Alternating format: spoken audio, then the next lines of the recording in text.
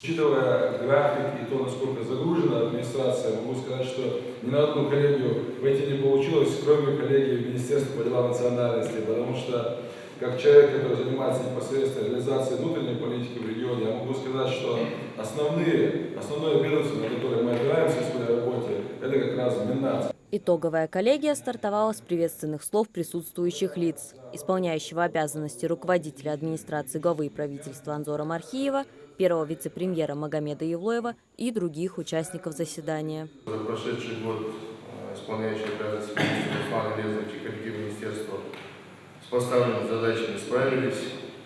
Уверен, что цели и задачи, которые у нас будут поставлены на 25-й текущий год, будут выполнены. В целом анализ имеющейся обстановки в регионе свидетельствует о том, что межнациональная и межконфессиональная обстановка носила стабильный характер.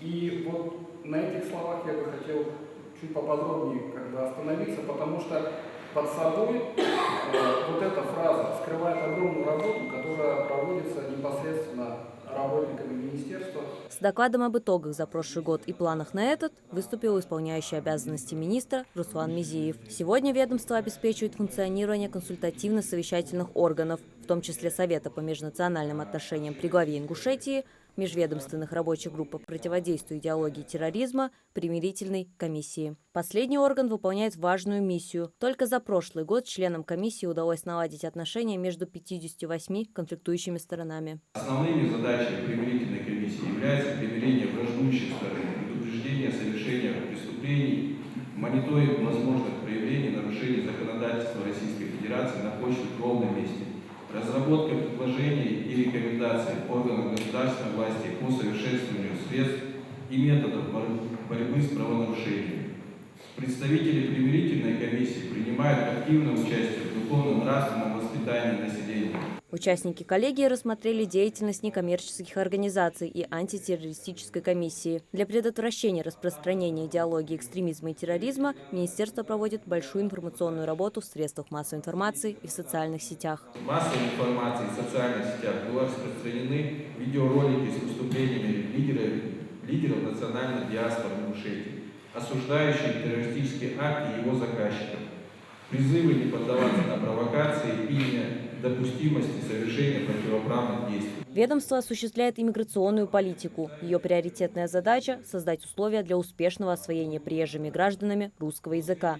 Но на этом работа не заканчивается, ведь важно обучить не только языку, но и принятым в стране и регионе нормам и особенностям культуры. Министерством разработан и утвержден главой уже проект указа главы Республики Ингушетия об установлении в текущем году запрета на привлечение иностранных граждан, осуществляющих трудовую деятельность на основании патентов хозяйствующими субъектами, осуществляющими на территории республики, следующие виды экономической деятельности. Это деятельность легкового такси и арендованных легковых автомобилей с водителя, деятельность по обеспечению безопасности и проведению расследований, деятельность по предоставлению продуктов питания, напитков, деятельность в области здравоохранения.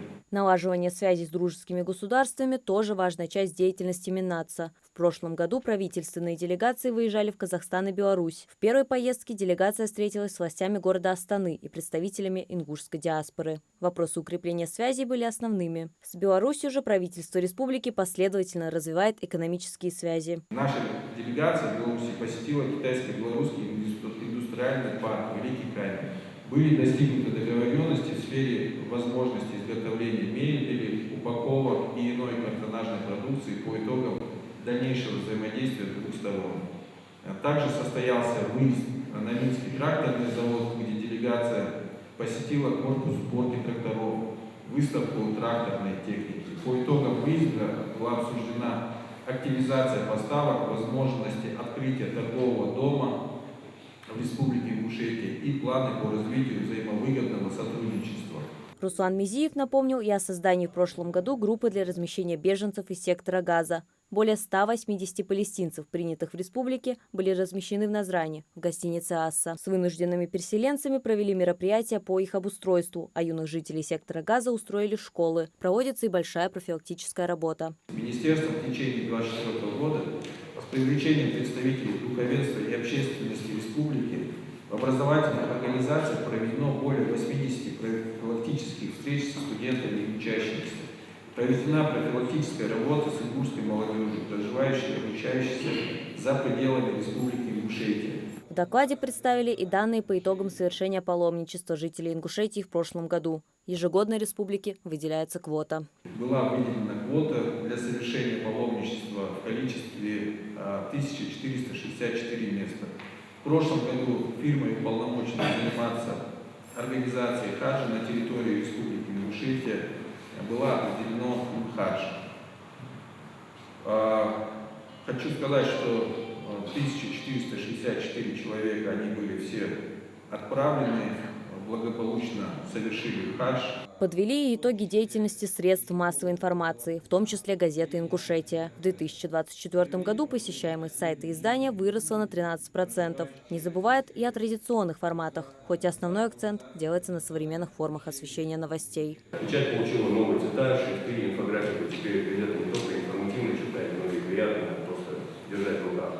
Также из нового формата подачи информации мы запустили еженедельные стримы в Telegram.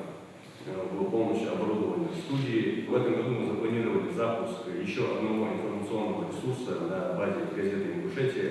Это «Ингушетия онлайн».